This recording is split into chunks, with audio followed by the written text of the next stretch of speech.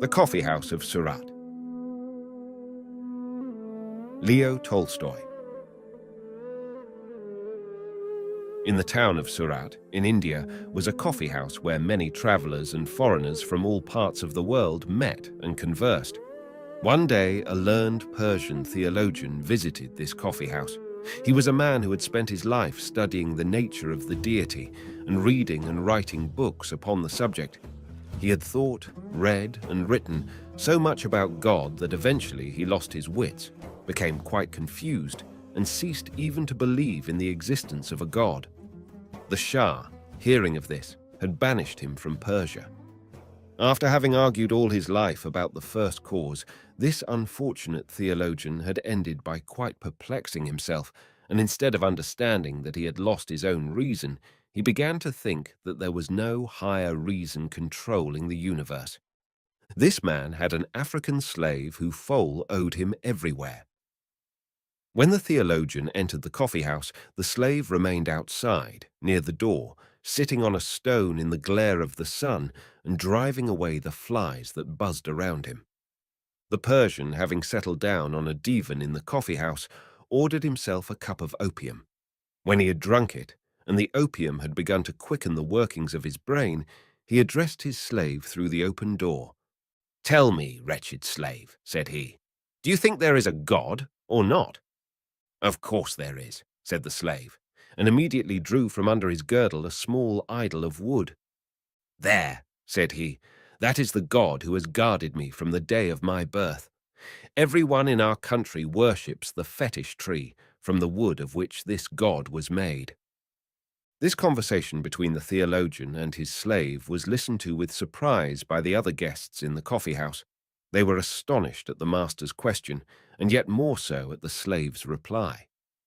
One of them, a Brahmin, on hearing the words spoken by the slave, turned to him and said, "Miserable fool! Is it possible you believe that God can be carried under a man's girdle? There is one God, Brahma, and he is greater than the whole world, for he created it.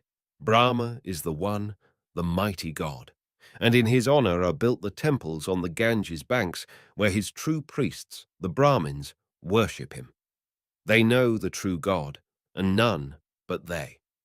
1,000 score of years have passed, and yet through revolution after revolution, these priests have held their sway, because Brahma, the one true God, has protected them." So spoke the Brahmin, thinking to convince everyone, but a Jewish broker who was present replied to him and said, "No, the temple of the true God is not in India. Neither does God protect the Brahmin caste. The true God is not the God of the Brahmins, but of Abraham, Isaac, and Jacob. None does he protect but his chosen people, the Israelites. From the commencement of the world, our nation has been beloved of him, and ours alone. If we are now scattered over the whole earth, it is but to try us, for God has promised that he will one day gather his people together in Jerusalem. Then, with the temple of Jerusalem, the wonder of the ancient world, restored to its splendor, Israel shall be established a ruler over all nations." So spoke the Jew and burst into tears.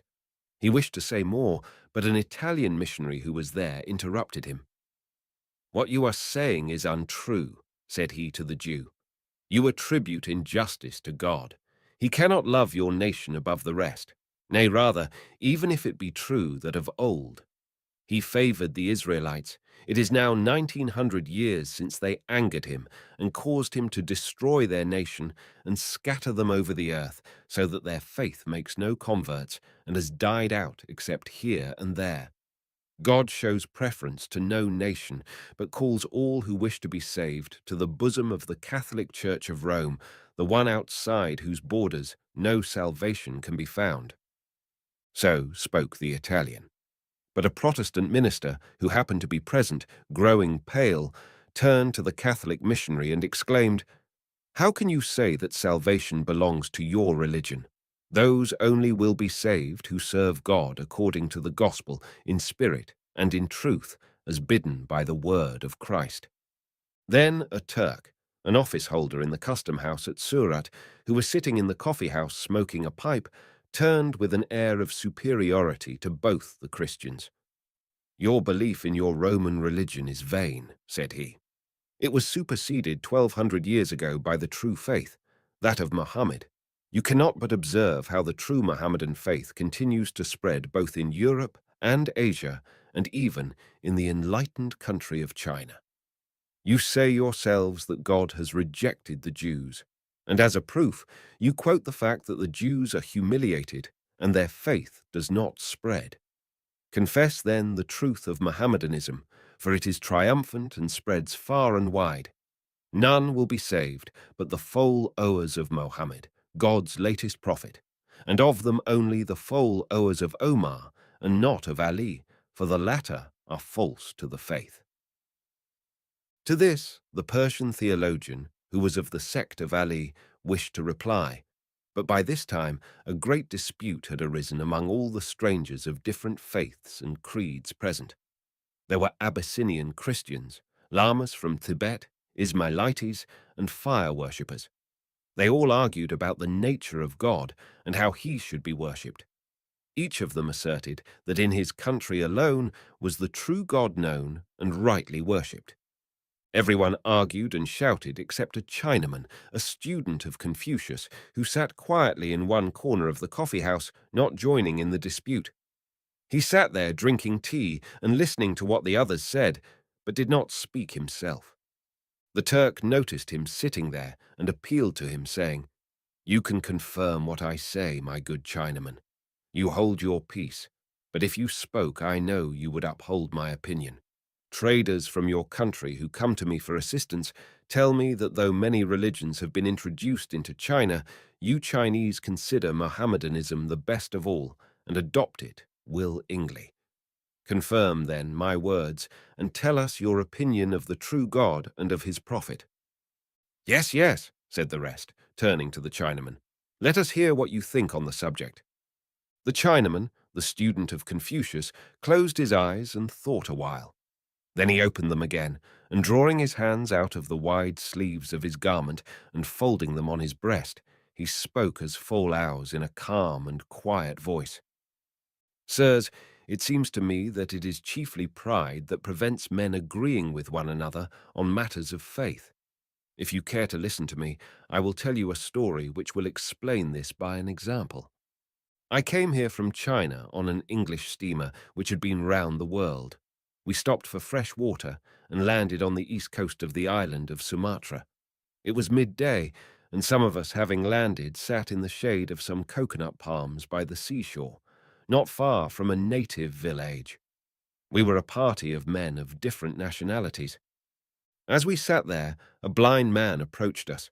We learnt afterwards that he had gone blind from gazing too long and too persistently at the sun, trying to find out what it is in order to seize its light.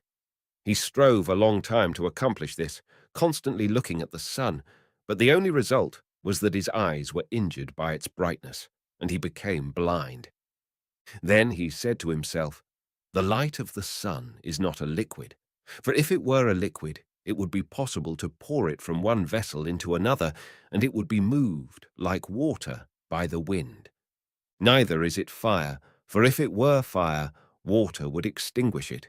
Neither is light a spirit, for it is seen by the eye. Nor is it matter, for it cannot be moved. Therefore, as the light of the sun is neither liquid, nor fire, nor spirit, nor matter, it is nothing." So he argued, and as a result of always looking at the sun and always thinking about it, he lost both his sight and his reason. And when he went quite blind, he became fully convinced that the sun did not exist. With this blind man came a slave, who, after placing his master in the shade of a coconut tree, picked up a coconut from the ground and began making it into a nightlight. He twisted a wick from the fiber of the coconut, squeezed oil from the nut into the shell, and soaked the wick in it. As the slave sat doing this, the blind man sighed and said to him, "Well, slave, was I not right when I told you there is no sun? Do you not see how dark it is? Yet people say there is a sun. But if so, what is it?" "I do not know what the sun is," said the slave. "That is no business of mine, but I know what light is. Here I have made a nightlight by the help of which I can serve you and find anything I want in the hut. And the slave picked up the coconut shell, saying, This is my son. A lame man with crutches who was sitting nearby heard these words and laughed. You have evidently been blind all your life, said he to the blind man. Not to know what the sun is. I will tell you what it is. The sun is a ball of fire which rises every morning out of the sea and goes down again among the mountains of our island each evening. We have all seen this, and if you had had your eyesight, you too would have seen it. A fisherman who had been listening to the conversation said, It is plain enough that you have never been beyond your own island. If you were not lame, and if you had been out, as I have, in a fishing boat, you would know that the sun does not set among the mountains of our island, but as it rises from the ocean every morning, so it sets again in the sea every night. What I am telling you is true, for I see it every day with my own eyes. Then an Indian, who was of our party, interrupted him by saying, I am astonished that a reasonable man should talk such nonsense. How can a ball of fire possibly descend into the water and not be extinguished? The sun is not a ball of fire at all. It is the deity named Deva, who rides forever in a chariot round the golden mountain, Meru. Sometimes the evil serpents Ragu and Ketu attack Deva and swallow him, and then the earth is dark. But our priests pray that the deity may be released, and then he is set free. Only such ignorant men as you, who have never been beyond their own island, can imagine that the sun shines for their country alone. Then the master of an Egyptian vessel, who was present, spoke in his turn. No, said he, you also are wrong. The sun is not a deity, and does not move only round India and its golden mountain. I have sailed much on the Black Sea and along the coasts of Arabia, and have been to Madagascar and to the Philippines. The sun lights the whole earth, and not India alone. It does not circle round one mountain, but rises far in the east beyond the Isles of Japan, and sets far, far away in the west beyond the islands of England. That is why the Japanese call their country Nippon, that is, the birth of the sun. I know this well, for I have myself seen much, and heard more from my grandfather, who sailed to the very ends of the sea. He would have gone on, but an English sailor from our ship interrupted him. There is no country, he said, where people know so much about the sun's movements as in England. The sun, as everyone in England knows, rises nowhere and sets nowhere. It is always moving round the earth. We can be sure of this, for we have just been round the world ourselves, and nowhere knocked up against the sun. Wherever we went, the sun showed itself in the morning and hid itself at night, just as it does here. And the Englishman took a stick, and drawing circles on the sand, tried to explain how the sun moves in the heavens and goes round the world. But he was unable to explain it clearly, and pointing to the ship's pilot said, This man knows more about it than I do. He can explain it properly. The pilot, who was an intel agent man, had listened in silence to the talk till he was asked to speak.